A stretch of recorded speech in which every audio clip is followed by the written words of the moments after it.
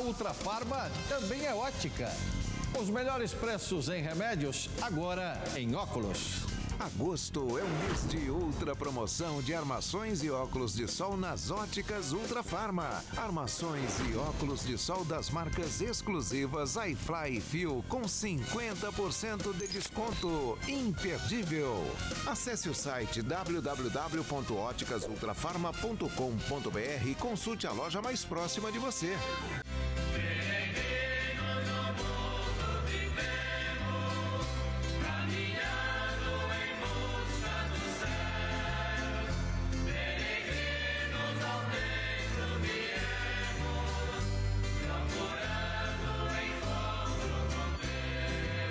Bom dia a você, telespectador, a você, internauta, que acompanha a programação Ultrafarma com apoio de Sidney Oliveira.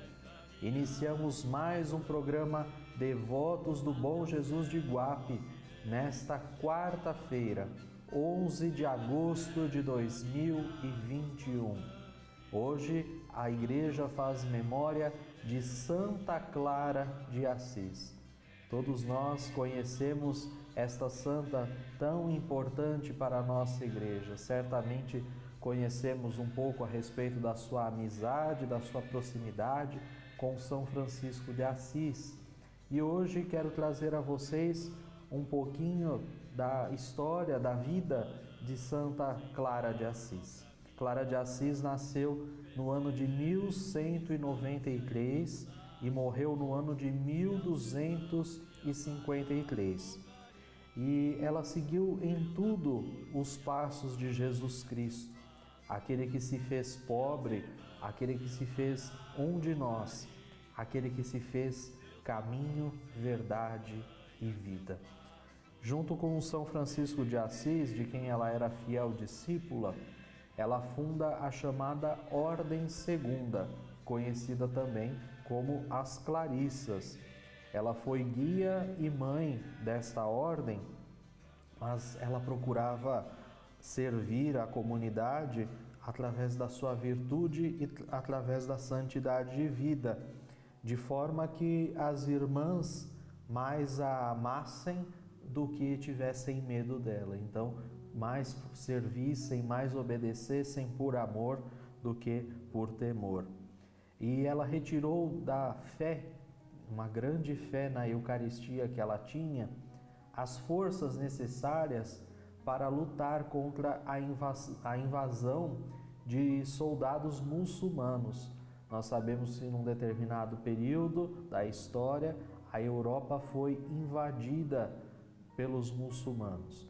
E neste momento em que havia a invasão, praticamente todos os conventos ali na cidade de Assis já haviam sido tomados e faltava somente São Damião, o lugar, a igrejinha onde estava Santa Clara de Assis. E ela pede a ajuda da Eucaristia, ela pede as forças na Eucaristia. E mesmo com a saúde muito debilitada, mesmo muito doente, no momento em que eles se preparavam para invadir a igreja de São Damião, o convento das Clarissas, Santa Clara se coloca com o ostensório diante daqueles soldados muçulmanos. E eles acabam por desistir da invasão, eles acabam saindo em fuga e não invadem o convento de Santa Clara de Assis.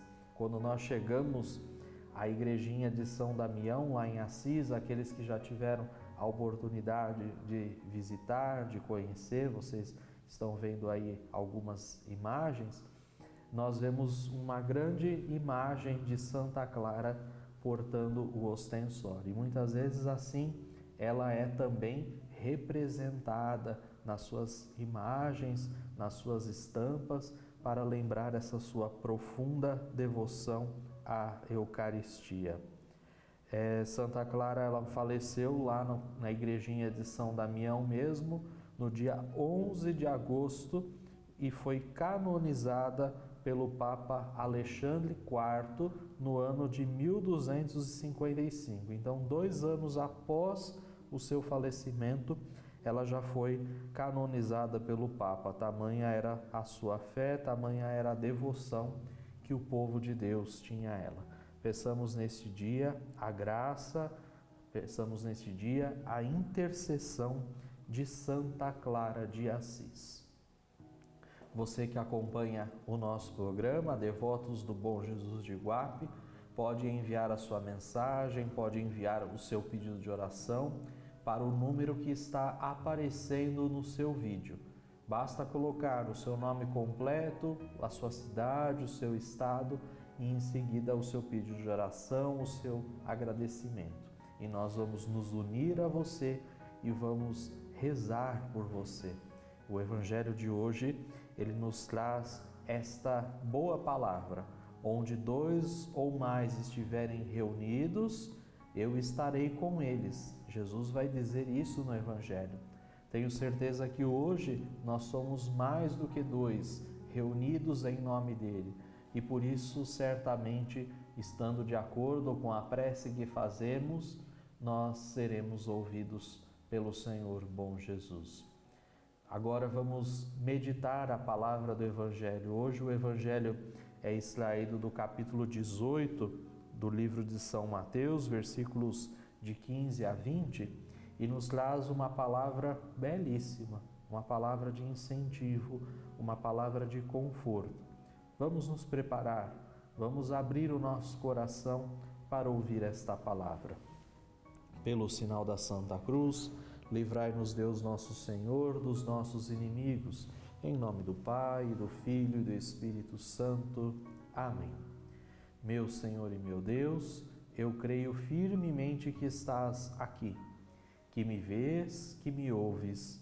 Adoro-te com profunda reverência. Peço-te perdão dos meus pecados e graça para fazer com fruto este tempo de oração. Minha Mãe Imaculada, São José, meu Pai e Senhor, meu anjo da guarda, intercedei por mim. Do Evangelho de nosso Senhor Jesus Cristo, segundo São Mateus. Naquele tempo, Jesus disse a seus discípulos: se o teu irmão pecar contra ti, vai corrigi-lo, mas em particular, a sós contigo. Se ele te ouvir, tu ganhaste o teu irmão. Se ele não te ouvir, toma contigo mais 1 ou 2 pessoas, para que toda a questão seja decidida sob a palavra de 2 ou 3 testemunhas. Se ele não vos der ouvido, dize-o à igreja. Se nem mesmo a igreja ele ouvir, seja tratado como se fosse um pagão ou um pecador público. Em verdade vos digo, tudo o que ligardes na terra será ligado no céu, e tudo o que desligardes na terra será desligado no céu. De novo eu vos digo, se 2 de vós estiverem de acordo na terra sobre qualquer coisa que quiserem pedir, isto vos será concedido por meu Pai que está nos céus. Pois onde 2 ou 3 estiverem reunidos em meu nome, eu estou ali no meio deles. Palavra da salvação, glória a vós, Senhor.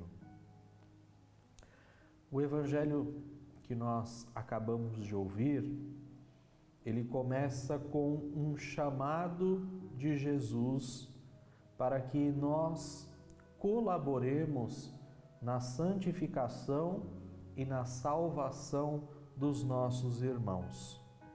E para isso, ele nos ensina a respeito do que podemos chamar de correção fraterna. Aqui Jesus nos alerta para o risco do pecado da negligência. Ele nos alerta para que quando a gente vê alguém por um caminho errado, por um caminho que não é muito bom, a gente não lave as mãos simplesmente, mas que a gente demonstre preocupação, que a gente faça o possível para ajudar. Jesus vai apontar hoje um caminho de pelo menos 3 passos para que a gente possa tentar ajudar o irmão. Não basta tentar ajudar uma vez e já desistir. É preciso insistir, vai nos mostrar Jesus hoje. A gente não pode abandonar nossos irmãos à sua própria sorte, ao seu próprio azar, mas ao contrário, nós devemos colaborar para que ele retome o bom caminho e não para que ele caminhe em direção ao buraco, em direção ao precipício. Porém, quando a gente trata a respeito deste assunto da correção fraterna, é sempre um risco, é sempre muito complicado tratar sobre esse assunto. Isso porque, na maioria das vezes, a gente não compreende o que significa uma correção fraternal, uma correção fraterna. O próprio nome já diz, fraterno, ou seja, é uma correção entre irmãos. Se são irmãos, são iguais. Então, quando a gente vai corrigir o outro, a gente sempre deve agir com caridade. Por quê? Porque nós sabemos que nós somos igual ao outro. Nós podemos não estar cometendo aquele erro, mas nós cometemos outros erros, nós cometemos outros pecados.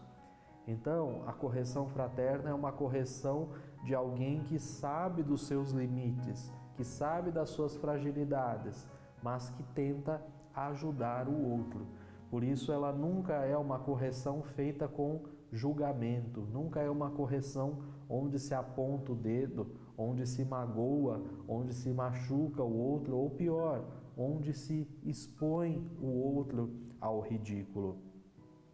E para fazermos bom uso, para colhermos bons frutos da correção fraterna que Jesus nos ensina, aqui no Evangelho ele vai colocar alguns passos para que a gente possa exercer essa obrigação de ajudar os nossos irmãos com maior eficácia, com maior tranquilidade. O primeiro passo que Jesus vai colocar aqui é que a correção fraterna, ela deve ser a sós. Jesus primeiro manda chamar o teu irmão em particular, de forma que a gente não exponha o outro, de forma que a gente não exponha aquilo que de repente é um pecado pessoal, é uma coisa mais interna daquele nosso irmão. Se não der certo, aí Jesus indica uma segunda tentativa. Essa segunda tentativa consiste em tentar persuadir aquele irmão com a ajuda de outros dois amigos, de outras duas testemunhas. Se ainda assim não der certo, Jesus aponta um terceiro momento, um terceiro passo, que é o passo da correção feita pela igreja. Então, levar aquele caso, aquela situação à igreja, para que em comunidade se decida sobre aquela situação. Se ainda assim aquele irmão não se corrigir, aí sim ele pode ser penalizado, ele pode ser excluído do convívio da comunidade. Então, ele pode ser colocado fora da convivência, fora do convívio. Então, Jesus mostra exatamente esse caminho de muita prudência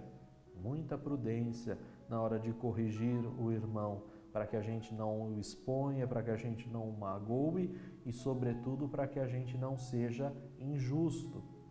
Lembre-se que para corrigir o irmão, Jesus vai nos lembrar, olhe primeiro, antes de olhar o cisco do olho do irmão, olhe a trave que está no teu. Então, lembrar as nossas limitações, as nossas fragilidades. Ninguém é senhor da verdade, ninguém sabe tudo a ponto de poder julgar o seu irmão. E por que o último passo é dado na igreja, na comunidade? Porque Jesus aqui no próprio Evangelho, ele vai dizer: em verdade vos digo, tudo que ligardes na terra será ligado no céu, e tudo que desligardes na terra será desligado nos céus. Conhecendo as nossas fragilidades, conhecendo as nossas debilidades, Jesus institui à igreja o poder de perdoar os pecados. Jesus institui o sacramento da penitência, de forma que a gente sempre que estiver fragilizado, sempre que cometer um erro e que precisar do perdão, a gente possa buscar em Deus esse perdão. Jesus, ele não se cansava de perdoar as pessoas. Se nós recordarmos no Evangelho, ele primeiro perdoou os pecados daquele paralítico em Cafarnaum, ele perdoou os pecados da mulher adúltera que ia ser apedrejada aos seus pés, ele perdoa o ladrão arrependido no alto da cruz. Então, em todos os instantes, Jesus concedia o seu perdão, a libertação total dos pecados. E sabendo da importância disso, ele concede à igreja, ele concede aos apóstolos o poder de continuar a perdoar os pecados. Então é a igreja, pelo perdão dos pecados, que faz esta ligação entre o céu e a terra, entre os homens e Deus. Esta é a função da religião, esta é a função da fé. Religião significa religar. Então é a religião que tem esse papel de religar o homem que se perde por caminhos tortuosos, pelo caminho do pecado, religar o homem a Deus. Essa deve ser sempre a função e a missão da igreja. Assim, dessa forma, meus irmãos, os apóstolos receberam de Jesus o mandato de perdoar os pecados e, consequentemente, os sucessores dos apóstolos, que são os bispos, esse mandato vai se perpetuando de geração em geração, vai passando de um apóstolo a outro até chegar nos nossos dias. E os bispos, por sua vez, podem delegar aos sacerdotes a ordem, o uso de ordem, para que nas nossas paróquias, nas nossas comunidades, eles também possam nos ajudar a nos reconciliarmos com Deus. Quando nós temos um problema de saúde, quando nós temos uma dificuldade na nossa saúde, nós geralmente procuramos um médico que vai cuidar do nosso corpo, que vai nos tratar, vai nos ajudar a curar aquele mal, aquela doença. A mesma coisa acontece quando nós temos uma doença na alma, uma ferida na nossa alma. O médico, o responsável por cuidar, por tratar dessa ferida, é o sacerdote. Assim como quando você está com uma dor no corpo, com uma doença, você não vai procurar um jornalista, um advogado para tratar da sua saúde. Quando você precisa do perdão dos pecados, você não vai procurar outra pessoa, você não vai falar direto com Deus, mas você vai procurar aquele que é o médico das almas, que é o sacerdote, é aquele que vai ajudar a curar as feridas da sua alma por intermédio, pela presença do próprio Cristo. O sacerdote empresta ao Cristo o seu corpo e a sua voz, mas quem nos perdoa, quem nos absolve é o próprio Jesus. Quando nós vemos aqui o encerramento desta leitura do Evangelho, Jesus está dizendo ali que quando dois estiverem de acordo sobre algo na terra e pedirem ao Pai, o Pai atende. E onde dois ou mais estiverem reunidos em seu nome, Ele estará no meio deles. E então nós recordamos a partir disso a primeira carta de São João, que vai nos dizer: onde há o amor e a caridade, Deus aí está. Por isso, nós precisamos estar sempre unidos a outras pessoas, porque o amor, ele não se concebe sozinho. Nós vivemos o amor, nós praticamos o amor, assim foi o próprio Jesus também, em vista do bem do outro, em vista dos nossos irmãos. Então o amor, ele nunca vai se dar sozinho, ele não é individual, o amor não é egoísta, o amor não é para si mesmo, mas é para distribuir aos irmãos. Por isso, Jesus está dizendo: quando tiver dois ou mais, eu estarei no meio de vocês. Porque onde há amor, onde há caridade, Deus se faz presente. Deus está no meio de nós. E Ele vai nos recordar também que na carta, nos Atos dos Apóstolos, que os discípulos, eles perseveraram unidos em oração. Os apóstolos, junto com Maria e com algumas mulheres, eram perseverantes na oração. Por isso esse desejo de Jesus que a gente unidos perseveremos também na oração. Isso se concretiza nas primeiras comunidades cristãs, nas primeiras igrejas. Então, desde o início, a igreja exercita esta função comunitária. Nós podemos falar com Deus sozinhos, nós podemos nos arrepender dos nossos pecados sozinhos, mas é na comunidade, nessa vivência de comunhão, onde dois ou mais se reúnem, é que Deus age, é que Deus nos fortalece, é que Deus nos santifica. Até mesmo nas nossas devoções pessoais, nas nossas práticas de oração diárias pessoais, geralmente a gente faz isso de forma comunitária.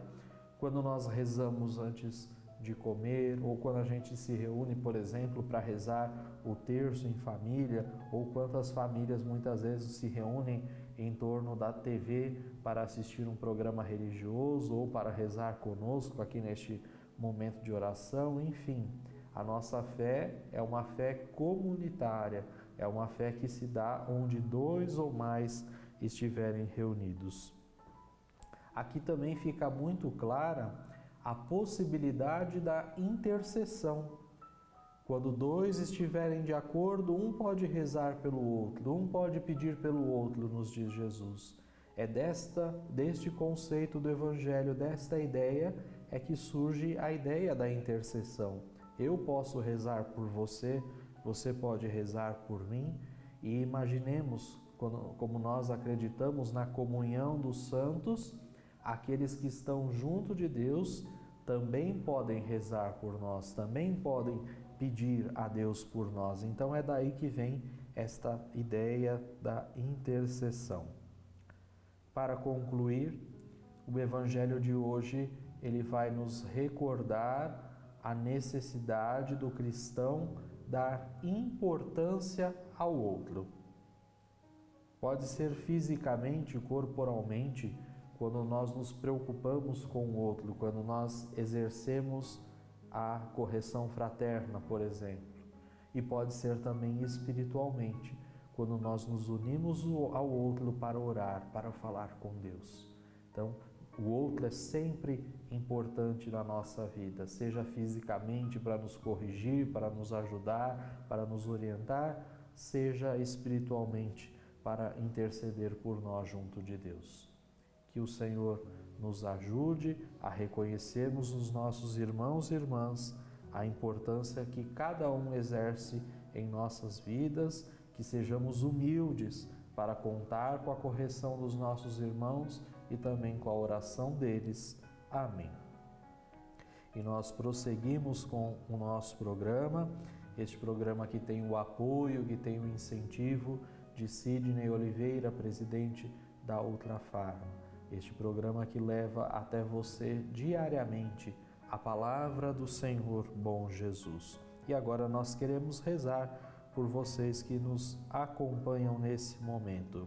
A Filismina Ladeia Santos, ela pede orações pelos familiares de Gutierres, de Miracatu, São Paulo. Então, cidade do Vale do Ribeira também que nos acompanha. Então, rezamos por essa nossa irmã da cidade de Miracatu. Bom dia, peço pela minha saúde, me chamo Sueli, da cidade de São Paulo, capital. Ela pergunta aqui se pode tirar algumas dúvidas. Sim, nós também podemos tirar dúvidas de fé, vocês podem enviar muitas vezes uma pergunta, uma dúvida de fé que você tenha, também para o WhatsApp, e à medida do possível nós vamos respondendo aqui nos nossos programas. Peço pela saúde do meu irmão Divino, que está internado. Amém. Vamos rezar pelo Divino também. Bom Jesus de Guape, proteja todos que estão precisando. Quem nos pede essa oração é o José Carlos da Silva, de São Paulo, capital. O Nilo Márcio Correia de Macedo, da cidade de Marília, também pede as nossas orações e agradece a intercessão.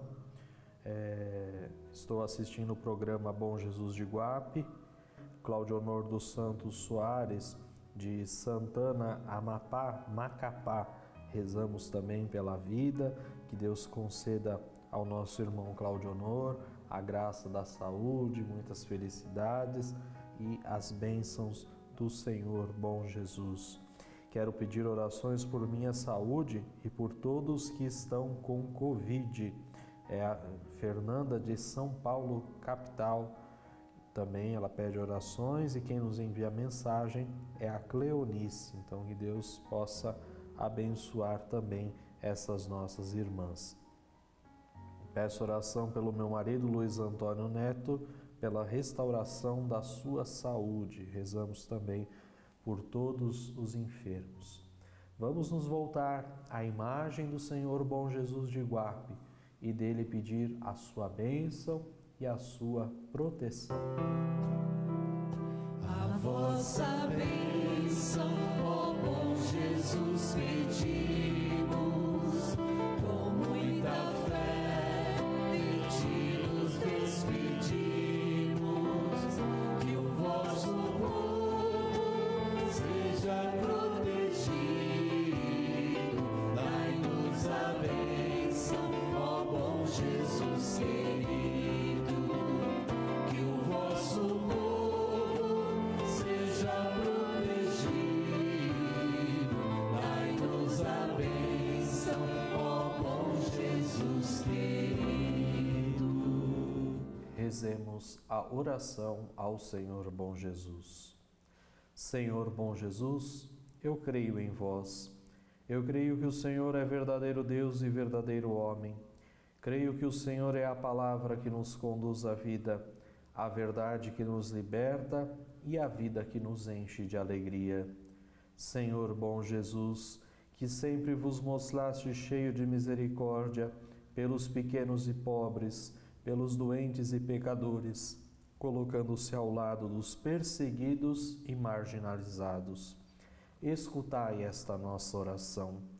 Perdoai meus pecados, não me deixeis cair na tentação e livrai-me de todo o mal. Aumentai minha fé, minha esperança, que eu esteja sempre a serviço do Evangelho, que eu possa partilhar as dores e as angústias, as alegrias e as esperanças, e andar junto com meus irmãos no caminho do vosso reino. Que eu tenha um coração cheio de amor, aberto e disponível para a minha família. Dai-me saúde, que nunca falte o pão suficiente em nossas mesas. Amém. Que o Senhor bom Jesus abençoe você, a sua família, a sua casa, abençoe os enfermos, os desempregados, abençoe aqueles que lutam contra a depressão, contra as crises de ansiedade, enfim, que o Senhor bom Jesus conceda a bênção a todos que nos acompanham e que rezam neste momento. Obrigado pela sua companhia, pela sua audiência. Obrigado ao Sr. Sidney Oliveira e à Ultrafarma pelo apoio que oferecem à evangelização. E nós esperamos você amanhã novamente com as bênçãos do Senhor bom Jesus. Boa quarta-feira a todos.